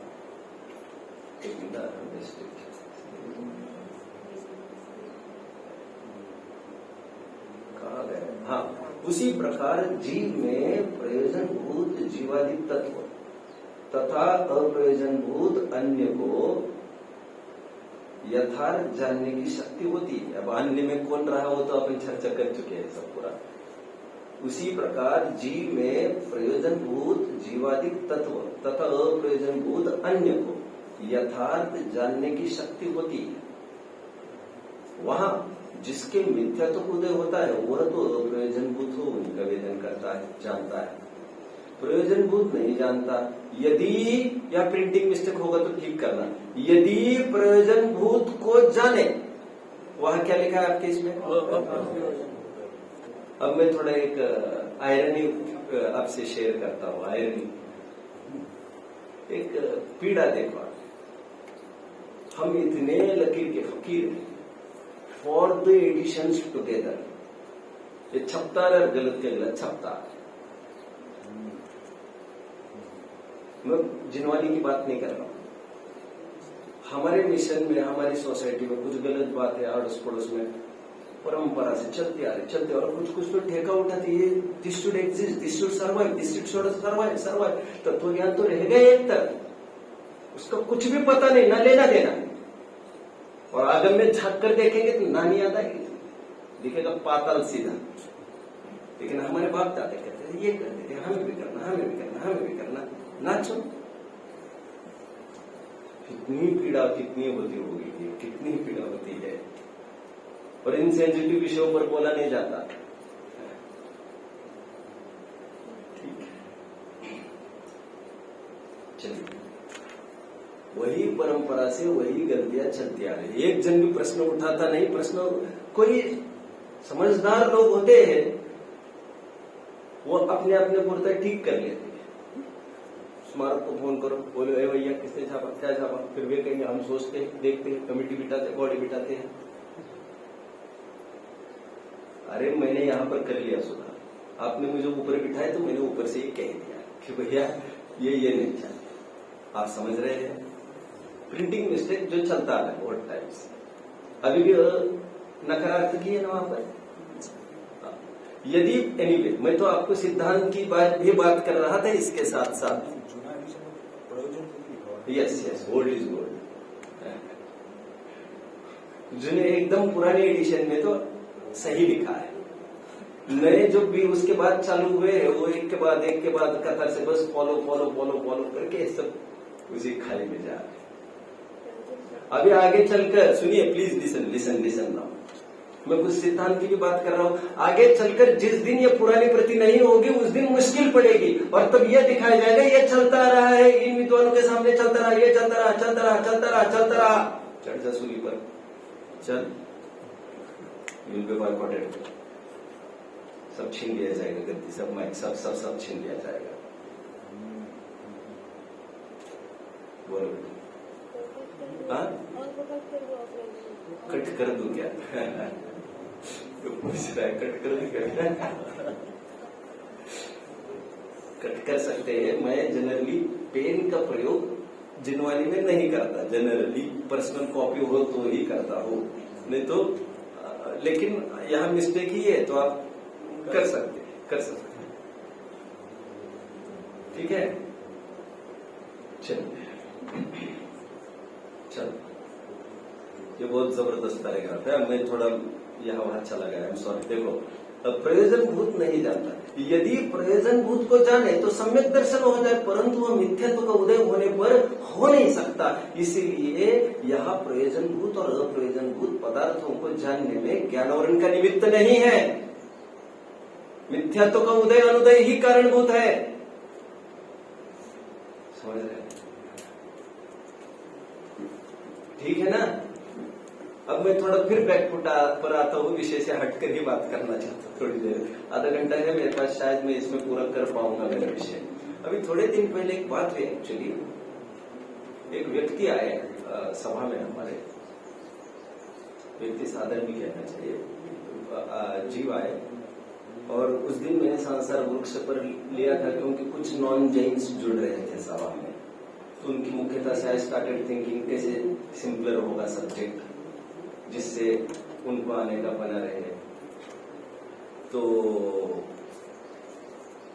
चल रहा था, तो मैंने कुछ प्रश्न पूछा गया, कुछ बात हुई, तो मैंने एक बात कही थी जो उनको भारी अपील कर गई, अपील मतलब निगेटिवली, और वो उसका इम्पैक्ट तो उन्होंने सीधा बोलना चालू किया। क्या हुआ मैं बताता हूँ। मैंने ये कहा, हमारा साधन भी परेशान है, हमें उसकी तरफ देखने की फुर्सत नहीं है, हम यहाँ पर डेकोरेशन में अपना पैसा खर्च कर रहे पूरा। मैंने कहा, अरे जैनियों, हटाओ छत्र वहां से, और उन छत्र के बदले में जो पैसा आएगा इसके आजीविका में लगाओ, वो धर्म करना चाहता है, मत सजाओ भगवान को इतना। तो वो थोड़ा सा ट्रिगर कर गया। अभी तक शांति से सुन रहे थे, मस्ती से सुन रहे थे, और उन खूब प्रशंसा भी आगे पीछे भी की कि मैंने ऐसा सुना भी नहीं, याद तो वो बात इशू नहीं था, वो तो ट्रिगर कर गया उनको आपको ऐसा नहीं बोलना चाहिए, नहीं बोलना चाहिए। और मैं समझता हूँ परिस्थिति का कोई रीजन नहीं है, मैं बिल्कुल भी कुछ नहीं बोला, इजीली उनको बोलने दिया। फिर मैंने शांति से कदम रखा अंदर, और शांति से कदम रखकर फिर बाद में जब उनको जच गई तब फिर मैंने ग्रंथाधार की कुछ बात करके कहा, आप मेरे पास आकर बैठना, तो मैं दिखाऊंगा आपको ऐसे लेख 50-100 साल पहले के जिसमें ये सब बात लिखी है। और मैंने कहा छत्रों की दुनिया अभी 50 सालों ने मूर्ख होने चालू की है। पहले छत्र टांगे भी नहीं जाते थे भगवान के ऊपर, छत्र भी चाहिए, चवर भी चाहिए, आपको मिसगाइड क्या कराया जा रहा है विधानाचार्यों के द्वारा, ढोल ढमक के द्वारा। Your life is at stake. तो 100 साल 50 साल 85 साल निकलता हूँ पीछे, कभी ये सब हुआ नहीं करता था हमारे मंदिरों में। तो सब उत्कीर्ण होने के नियम रहते थे। एक लेख है अच्छा 50 साल पहले का, इतिहास पूरा समाहित है उसमें, अब पढ़ते नहीं हो, और समाज को पढ़कर आप आपका बना देते हो, और आपके लिए समाज ही सब कुछ है, क्योंकि आपको वही जीना है, वही मरना है, सब करना है। क्या कर सकते? तुम्हारा मालिक तुमने किसको बनाया, हम तुमको कैसे समझे? और ये बात तुमको इतनी बार जम गई, इतनी बार जम गई, उनका बन। इसके बाद कहाँ डोनेट करना चाहिए मुझे बताओ? पूछने लगे। मुझे कोई आकर्षण नहीं यहाँ पर डोनेशन को, इसका किंचित भी नहीं। मैं कभी अपील आज तक भी मेरी लाइफ में की नहीं, 2 रुपए दे दो भैया। मैं जब भी संकट होता है मेरा अच्छा है, वास्तव में अच्छा है, जब भी आता है मैं किसी को नहीं पूछता, स्पेशल में बच्चों को रहना रहता हूँ, और मैं बहुत खुश रहता हूँ। मुझे बाथरूम की मुझे पर्सनली जरूरत है। अब लोग कहते कहा अरे मुझे लगाना पड़ेगा, तो मैं लगाऊंगा ना पहले, मैं तुम्हें बाद में तो कहूंगा। आप समझ रहे हैं मेरी बात को?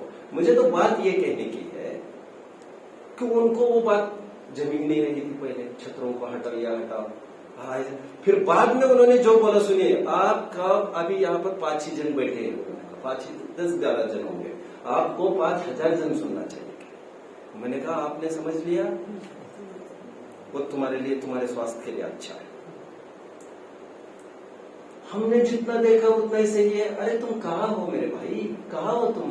ये परंपरा, तुम जब आंख लग गई थी तुम्हारी, तब किसी ने आकर ये परंपरा चालू की है। अभी तुमने जब आंख खोली, तुम्हारा यही दिख रहा है, तुम देखते आ रहे, और हम गर्दन तुम्हारे उठाकर वो दिखा नहीं सकते 50 साल पीछे चलकर तुम्हें। और ये लोग छत्र तो चाहिए, भगवान के अभिनय नहीं होगी। कितना धोखे में रखा जा रहा है हमको, ये कब तक चलेगा? अज्ञान के अंधकार में कब तक रहोगे आप? जैन मंदिर परिग्रही नहीं हुआ करते थे, नहीं हुआ करते हैं। हम सजाना चाहते तो सजाओ, तुम हमारे मंदिर में प्रवेश मत करो। हमारे मंदिर यही है, हमारी रौनक यही है। भगवान ऊपर क्या नीचे क्या हमने कुछ नहीं देखा, चांदी का है कि सोने का हमने कुछ नहीं देखा। देखो समूह शरण की तरफ आप बढ़ गए क्या? मुझे लग रहा है मुझे आगे बढ़ना चाहिए। मैं तो उदाहरण दे रहा हूँ, मुझे नहीं बोलना चाहिए क्योंकि मैं उसमें चला जाऊंगा। मुझे डर नहीं है किसी बात का, लेकिन मुझे टाइम खींचा जा रहा है, मुझे शायद आज कंप्लीट करना होगा। अभी तुम्हें 5वीं की तरफ बोलिए। लिखा लास्ट लाइन, मिथ्या प्रथा उदय उदय ही कारण होता है। हाँ, ये ये भी बता देता हूँ। अब मैं थोड़े माता को, क्योंकि इंग्लिश आप झेल लेते हो और मैं थोड़ा उनको संभाल लेता हूँ। देखो ऐसा है, मैंने ये तो बोला भी नहीं कि छत्र नहीं होना चाहिए। ये मैंने कब बोला? छत्र लगाओ 3 लगाओ 30 लगाओ। उत्कीर्ण हुआ करते थे, मैं इतनी सी बात कर रहा था अभी तक। मैंने ये बोला ही नहीं कि छत्र नहीं चाहिए। उत्कीर्ण उत्कीर्ण उत्कीर्ण उत्कीर्ण इन वॉक। मैंने तो भाई साहब को बोल दिया था, द मेकर यहाँ के आई थिंक धन्य कुमार जी।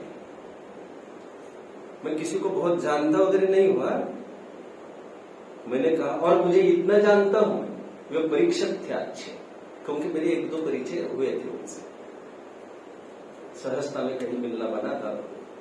मेरी प्रीवियस की बात करूंगा। मैंने कहा जो पहली प्रतिमा है आपकी यहाँ पर, दैट इज पेंटेड काली प्रतिमा, और धड़ल्ले से सभी जनजाति दर्शन करते रहते। हमने हमारे बच्चों को तो समझा दिया, पेंटेड प्रतिमा कभी भी दर्शन करने लायक नहीं होती बेटा। दर्शन मीन्स आई मीन टू से देखने लायक तो चल सकता है, बट उसको ढोक नहीं हो सकती। Are you getting my dear? ऐसा आपने प्रत्यक्ष कहा धन्य कुमार जी से? अरे नहीं नहीं, मैंने आपसे कहा था। अच्छा, मुझे कहा नहीं सॉरी, मैं अब यू डिडंट गेट दैट। मैंने आपको कहा था कि परीक्षक के मामले में हम कोई पीछे नहीं है। मैंने आपको ये बोलते बोलते कहा था, मैंने कहा था कि ये पहले पूछा था पेंटिंग किसकी प्रेरणा से हुई है मंदिरों की, और फिर मैंने सुझाव दिया था आपको। तब मैंने कहा था बोर्ड वहां पर बाहर चाहिए, बाहर में जो सूचना पटल पर ये कहे दिस प्रतिमा इज पेंटेड, ताकि समझदार वालों को, ऊपर सब पेंटिंग्स ही तो है, वो थोड़ी दर्शन कर सकते हैं, हम पेंटेड नहीं कर सकते। काली प्रतिमाएं लगभग लोग पेंट करने को बहुत फिराक में रहते हैं, तो लगाई क्यों तुमने काली? प्राचीन प्रतिमाएं हैं, प्राचीन प्रतिमा की प्राचीनता की डिग्निटी मेंटेन रहनी चाहिए। वो कैसी भी बन जाए, कैसी भी हो जाए, वो पूजनीय तो बनी रह सकती। मैं अपेक्षा उनकी तो कुछ होगी, आई डोंट नीड। आस्था होती है। मैं क्या कह रहा हूँ, सबके नाना जीवन नाना कमा, सबकी योग्यता है, सबकी थिंकिंग है, सबके अपने अपने प्रिंसिपल्स है। लेकिन हमें तो मस्तक कहाँ झुकाना है ये सभी जन नहीं समझते। हम एक कह रहे जूते चप्पल यहाँ होता, ये अरे ये तुम पहले लिखो, और मैं ये नहीं कह रहा था कि ये लिखो कि ये पूजनीय नहीं है, तो ये तो बाउंडर बन जाएगा।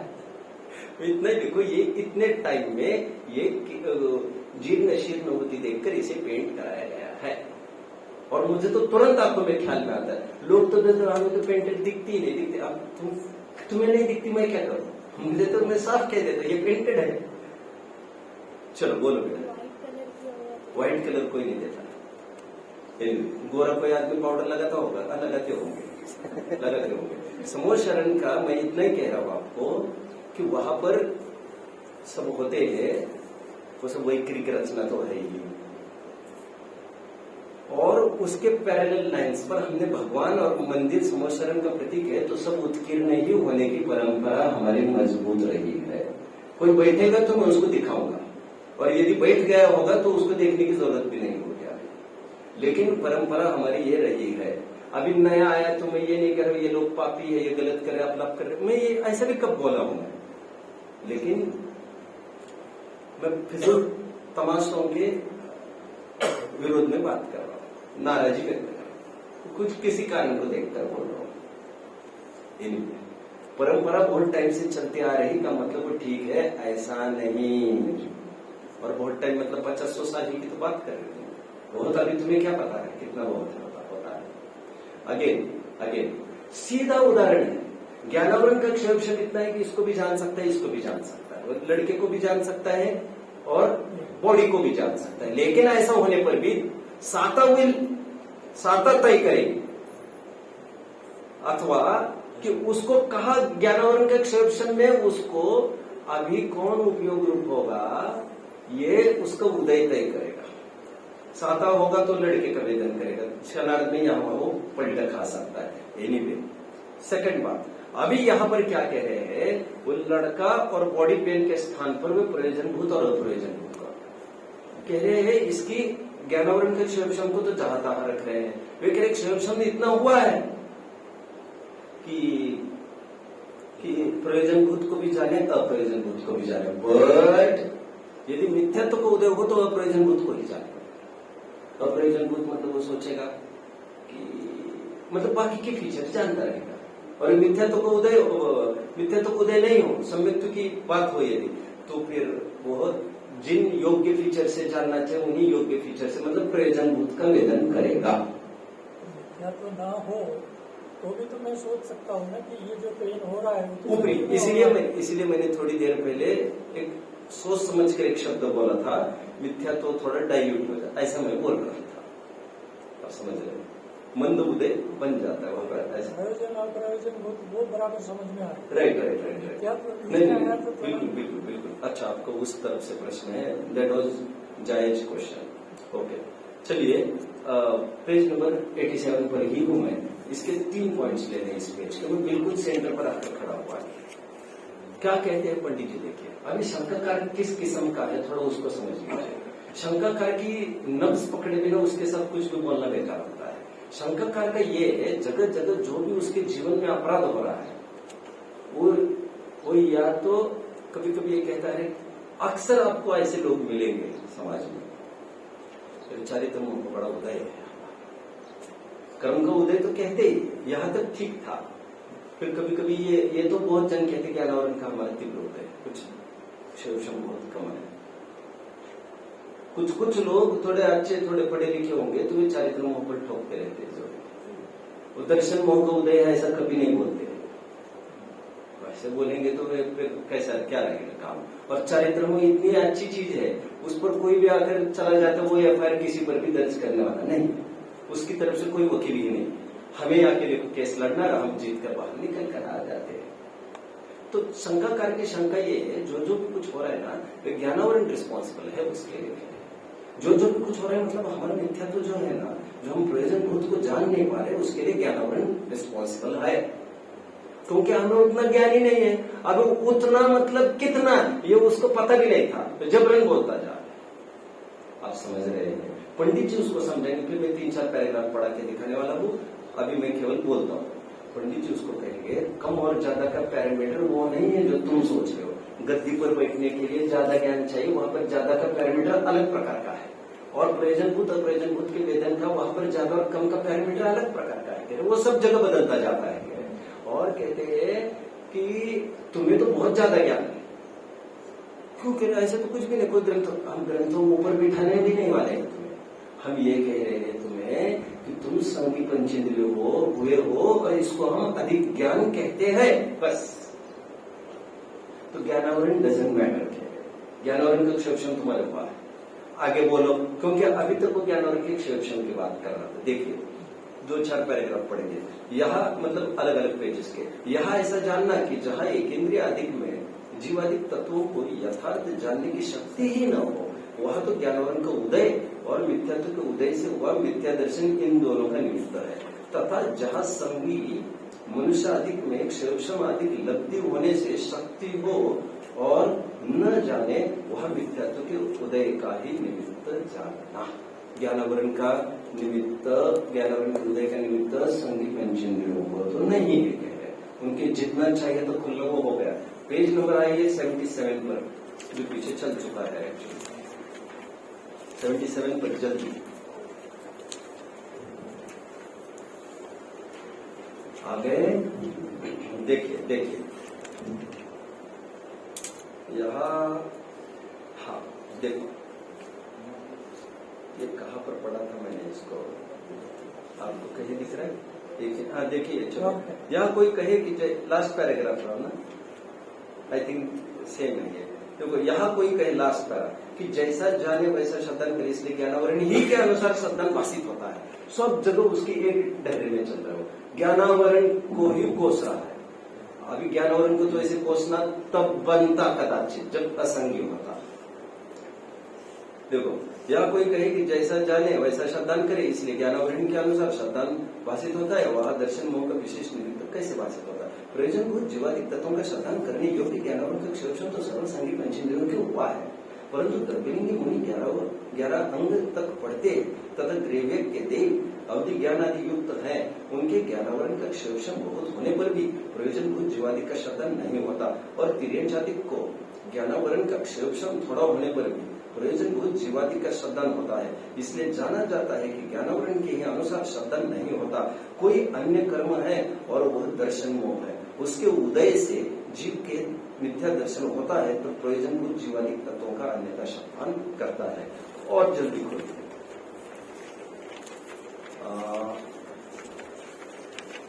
पेज 197 पर आइए।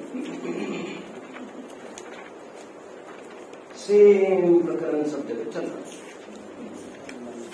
देखिए यहां कोई कहता है,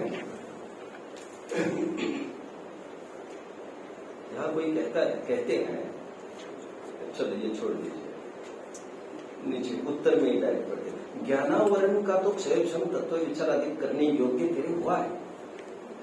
वो वही प्रश्न बार बार करता जा रहा है, इसलिए उपयोग को वहां लगाने का उद्यम कराते हैं। असंगीत जीवों के क्षयक्षम नहीं है तो उन्हें किस लिए उपदेश दे। सेम प्रकरण आपको और पढ़ना हो तो पेज 312 आपको रिफर करना चाहिए। तो मैं अभी नहीं पढ़ता हूं, आप इसको देखते रहिएगा। बीच में मैं और फिर से उसी पॉइंट पर आकर खड़ा होता हूं जो अभी बात कर रहा था। मैंने उस दिन जो माता पूछ रही थी ना समोशरण में, मैंने उस दिन, क्योंकि ये तो सेशन मेरा उस पर चल भी नहीं रहा है, मैंने उस दिन इस बात का भी खुलासा किया। आज जो मंदिरों को हमें प्रोटेक्शन करने की नौबत आ रही है, that is for the same reason. पहले घरों में भी दरवाजे नहीं थे और आज सोना चांदी, और फिर अखबार में भी नहीं करना, सोना चला गया, चांदी चली गई, जवर चला गया, चवर चला गया, ये चला गया, वो चला गया, और फिर पॉलिटिकल लीडर्स के पास चक्रे काटते रहते हो। आपको लगता है हमारे जैनियों के प्रति अन्याय हो रहा है, हमारे कोई सुनाई नहीं दे रहे। 1 महीने पहले ऊपर हुआ है, ऊपर सब जगह ऊपर कि भैया ठीक करो, सब ताले अच्छे, बॉडीगार्ड, स्टेन गन। अरे क्यों कर रहे हो तुम? मेरे पास 2-4 लेखा ऐसे भी है। अब मैं कहा तक बोलूंगा, प्रकरण निकल दिए। 1-2 प्रकरण ऐसे भी है जिसमें 30-40-50 साल पहले गवर्नमेंट ने कुछ ऐसे डिसीजन लिया होगा, उसको आधार बनाकर एक लेख है। मेरे पास लेख ट्रिमेंडस है, बहुत प्राचीन, और वो सब आपके हाथ लगे, ये बहुत मुश्किल है, बहुत मुश्किल। तो उसमें यहां तक लिखा है गवर्नमेंट कुछ ऐसी स्ट्रेटेजीज अपना रही है, अभी अपना ही नहीं है, शायद आगे होगी, कि आपका इतना ध्रुव फंड है, उसका कहीं विनियोग किस प्रकार हो रहा है, क्या हो रहा है, अदरवाइज वो ट्रेजरी गवर्नमेंट की। आप समझ रहे, परिग्रह नहीं, किसी प्रकार नहीं, रोज का बनाओ और रोज का खाओ। क्यों? गरीब मर रहे हैं हमारे भारत के, और आपको भगवान की पड़ी है। अब मैं ये नहीं कह रहा हूं पॉलिटिकल एजेंडा से कोई गलत रूप से उसको प्रेजेंट कर रहा, मैं उसका कहना भी नहीं चाह रहा। सब मान के चलो, न्याय प्रिय राज्य है, मान के चलो, सब कुछ ठीक ठाक है। ऐसी स्थिति में क्या होना चाहिए आप बताइए। और चोरों को आकर्षण का क्षेत्र क्यों बना रहे हम भैया?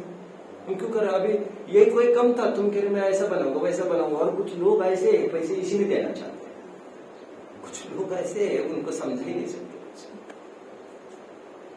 और उन्होंने स्वयं ने शायद काफी प्रतिमाएं वगैरह विराजमान की है, जिनसे मैं बात कर रहा था, कुछ यहाँ किया है, कुछ वहां किया, वहां किया। अब उनके गले कैसे उतरे ये तो मुझे बाद में पता चला, लेकिन सब कुछ उनके गले उतर गए।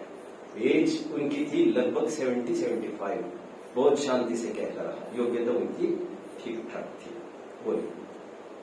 मेरे को बॉडी में पेन है, राइट, डॉक्टर के पास चले गए, राइट, दवाई लेने, राइट, तो अपन मिथ्यात्वी है, अपने मिथ्यात्वी है, अपनी श्रद्धा में प्रॉब्लम है, तभी तो गए डॉक्टर के। नहीं, देखो ऐसा है, इसमें ऐसा नहीं है। हमारे यहाँ प्रॉपर डिस्क्रिमिनेशन है। मोह तो है, आप इतना तो बोलिए आप, लेकिन दर्शन और चारित्र मोह का विभाजन के लिए कुछ बाह्य क्राइटेरिया दिए हैं हमारे। जैसे डॉक्टर के पास जाना मात्र क्राइटेरिया नहीं है उसके पास, उसके लिए दूसरे क्राइटेरिया में खड़ा होना पड़ेगा, दवा वगैरह आदि। अरे 500 गुणस्थान वर्ती भी निरंतर घर पर कह सकते मेरे लिए ये दवा बनाओ, यहाँ तक कि मुनिराज भी जब संघस्थ मुनि को कोई संकट आता देखकर, मुनि तो कुछ नहीं बोलेंगे किसी को, लेकिन उनके आचार्य को कदाचित विकल्प हो जाए, कदाचित कुछ स्थितियां बन जाए, तो किसी श्रावक को कदाचित हिंट कर सके तो कर ले। लेकिन उन मुनिराज का बिल्कुल आशय ये नहीं है कि मेरे गुरु किसी को संकेत करके मेरी व्यवस्था जमा दे। मुझे आपको तो शुद्ध मतलब दवाओं की बात कर रहा था इतनी देर, बट दवाइयां यदि शुद्ध हो तो चतुर्थ पंचम गुणस्थान होते उसका सेवन करता ही है, और वे ही मुनिराज को आगे देते हैं। तो नहीं है, मैं तो बात ही नहीं कर सकता मैं उसकी तो। और उसके लिए दौलत सदासुदास जी, गोपालदास जी लिख गए, शर्म नहीं आती कहकर आगे की बात कह रहे थे। अस्पताल के मांस मदिरा मिश्रित दवाइयों का सेवन करते समय तुम्हें शर्म नहीं आती? जिन जीवों को अभक्ष का भी त्याग नहीं है वे तो धर्म उपदेश के श्रवण के भी पात्र नहीं।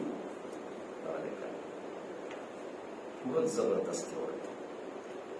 तो एक आर्टिकल है एक्चुअली गोपाल दास जी का जो 100 साल पहले लिखा हुआ है, वहां पर बात कर रहे हैं। वहां पर अस्पताल के नाम पर कुछ चालू हुआ होगा तब। अभी तो क्या है, अभी तो कुछ बाजारू जो चीज खाता है समझ लीजिए आप ध्यान से। मुझे तो गद्दी मिली है तो मैं उसको प्राउडली प्रेजेंट करता हूँ। इसमें मैं ही हीरो, दूसरा कोई हीरो नहीं है। मेरा बाप एक ही है यहाँ पर। फिर नीचे जाकर मैं 10 जनों को बाप बना सकता हूँ। यहाँ पर मैं ही और ऊपर वाले हमारे। बाजार की वस्तु जो खाता है ना, कुछ भी उसको अभी संबंधों से कोसों दूर है। वृद्धों को ज्यादा तकलीफ टेंशन देने की बहुत जरूरत नहीं। उनके लिए मैं राहत का एक ट्रैक खोल देता हूँ। वे मन ही मन चाहे घर पर बोल दे और फिर भी न हो, कुछ मजबूरियां चल रही हो तो मैं, और उसके बीच में आपकी तीव्र भावना होकर उसके बीच में आपको सम्यक दर्शन होगा तो हो सकता है। आप समझ रहे हैं मेरी बात को? उससे पहले को बोलिए। 50 साल पुराने लेके आपने ये बात की। मंदिरों का प्रबंधन किस तरह से होना चाहिए, क्या उसमें पैसा वो जानना चाहते हैं कि आज इस तरह से पैसे का दुरुपयोग हो रहा है मंदिरों की साज सजावट में, तो जरूरी है नहीं है, क्या है उसके बारे में जानना चाहिए। बता तो दिया सब। आप क्या मतलब चाहते तो हो? लेख में किस तरह के इंस्ट्रक्शन है सर, किस तरह से क्या इंस्ट्रक्शन कहाँ पे इसका डिटेल सब है। अब मेरे पास समय दीजिए कभी और मुझे समय चाहिए तब मैं आपको लेख पढ़वाऊंगा। शायद मुझे बोलने की जरूरत नहीं पड़ेगी। मैं कुछ लेख दूंगा जो पुष्ट और मजबूत विद्वानों ने लिखे हैं। कटारिया जी का एक लेख है। जैसे कटारिया कौन थे, शायद मैं जल्दी आपके सामने परिचय कराऊंगा। उस हस्ती को आप भूलेंगे नहीं फिर। तो बोलो बोलो बेटा। सड़ा फल खाने से पाप लगता है क्या? सड़ना मतलब क्या होता है? जीव उत्पत्ति हो गई। डीके प्रोसेस ही फर्मेंटेशन सड़ने को कहते हैं। समझ रहे हैं? तो जीवोत्पत्ति विशेष है। एक तो आसक्ति है फिर भी खा, आप समझ, एक तो अनिष्टकार का बक्ष भी है, एक तो अनुपसेव्य बक्ष भी है। जीवोत्पत्ति होने से त्रसघात बहुघात तो है ही है। अब नशा न चढ़े तो न चढ़े। 5 अभक्ष में कभी फिर आपसे चर्चा करूंगा, ठीक है? तो वह अभक्ष शुद्ध है, ठीक है? चलिए बोलो। नहीं खाना वो तो मैं एग्री करता हूँ, हाँ। पर श्रद्धांत बराबर है, ये नहीं खाना है। हाँ। खाने की बात आती है वो चरित्र में आती है, ऐसा मैंने कहीं सुना, तो आपसे क्लेरिफाई करना चाहिए। ओके। अब इसके लिए मैं ये चाहूंगा, मैंने कुछ ये खाओ, ये ना खाओ, ऐसे करो वैसे करो। अब एक काम करिए, मेरे जो 10 लक्षण में, प्रीवियस 10 लक्षण में यहाँ से चारुणानियों के मेरे आई थिंक 12-13 सेशंस हुए हैं।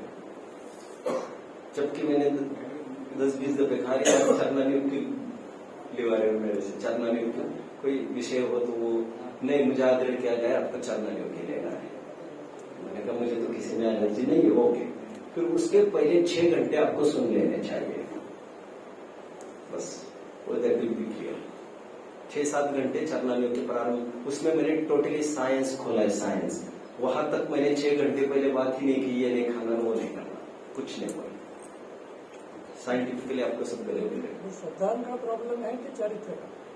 आप उसमें सुन लेना। कुछ एक्टिविटीज के जरिए सम्यक दर्शन की पहचान कही गई है। आप इस बात को समझिए। चारित्र टोटली शरीर आश्रित नहीं है, आत्मा में भी कुछ होता है, और सम्यक दर्शन आत्मा आश्रित ही नहीं है, शरीर में भी कुछ होता है। आप समझिए ना इस बात, शायद आप समझ रहे हो। सम्यक दर्शन के 8 मूल गुण बताना, 8 गुण बताना। निश्चय कितने कहां से बता रहे हैं? ये 8 मूल गुण कहां से बता रहे हैं? टोटली शरीर से बता रहे हैं, और सम्यक दर्शन के बता रहे हैं ये सब। और यदि शरीर की एक्टिविटी का कुछ भी लेना देना नहीं है तो कहीं भी माथे टेकेंगे तो चलना चाहिए था, लेकिन स्ट्रिक्टली वर्जित करो। यहाँ वहां मस्तक नहीं टेकोगे, और मंदिर में भी जितनी खोपड़ियां दिख रही है तुम्हें सब जगह माथा टेकना है ऐसा भी नहीं कहा हमने, क्योंकि मंदिर में कोई किसी को भी लाके बिठा रहा है। जिनका गुणस्थान बहुत बहुत चार्ज के ऊपर तो वैसे भी नहीं जा सकता। वैसे मैं क्षेत्रफल पद्मावती की बात कर रहा हूं। अब तुमने मंदिर में बिठाया, तुम तो कुछ भी कर लोगे हमें झुकाने के लिए। आप समझ रहे हैं मेरी बात को? तो वो क्रिया है, फिर सम्यक दर्शन का पार्ट न बनकर के चारित्र का बनेगी क्या? ऐसा नहीं, ऐसा नहीं। ये परिचायक चिन्ह है कुछ सम्यक दर्शन के। सर्वथा ही आत्मा की बात और अंदर की बात नहीं रहती यहाँ पर कुछ। सब अंदर की ही बात होती तो ये व्यापक, उसकी व्यापक नहीं होता जैन धर्म। गेटिंग पार्डन, एक मिनिट प्लीज। काय काय पेंटिंग करत नाही कुठं? मूर्तीला हा ते तुपाची वगैरे घोटणी करतात बरोबर. त्याचा ते कलर असेल हा. करतात तुपाची. तूप असते का आणि आणि काय असं माहिती नाही मला. ओके ओके देखो ऐसा है. परत आणि प्रतिष्ठा पण करतात लघु रोज लघु प्रतिष्ठा नाही ते झाल्यानंतर सगळं लघु प्रतिष्ठा करतात, रोज करतात. म्हणजे हे सगळं तेल लावल्यानंतर. नाही नाही, पण तूप रोज लावतात का? आणि ती थोडी दिवस असते ती प्रक्रिया हा. काहीतरी 40 दिवस काहीतरी 45 काहीतरी. अच्छा 40 दिन के लिए लगाते रहते रोज, हाँ, हाँ. और 40 दिन के बाद फिर लघु प्रतिष्ठा करते हैं. करते. क्या तमाशा, लेकिन वो कोई खेल खिलौना थोड़ी है. मैं ये समझता हूँ भगवान एक बार प्रतिष्ठित हो गए, उनको कुछ भी नहीं छेड़छाड़ नहीं करना चाहिए. घी लगाया, कुछ दही लगाया, दही किया, फिर वह प्रतिमा सरागी हो गई. इसके बाद वाटत नाही आम्हाला पण चांगलं तर आता काय कसं अच्छा वहां पर दर्शन की कोई दूसरी व्यवस्था नहीं है, ये आप कह रहे हो? एक नुसतं मंदिर ते. नहीं, ये तो देखो अभी दुनिया में चलेगा, आपने को कुछ नहीं. हमारा मस्तक हमारा ही इतना काफी आपल्याला है. पण वाटत नाही बरं पण हाँ वो तो चलता रहेगा, क्या करेंगे. लघु प्रतिष्ठा तो फिर भी कर रहे हैं वे, पर आप कह रहे बड़े वाटत नहीं. अरे कुछ लोग तो प्रतिष्ठा ये तो हो गए प्रक्षाल, तो दिस इज अ पार्ट, करना चाहिए सबको. चलिए.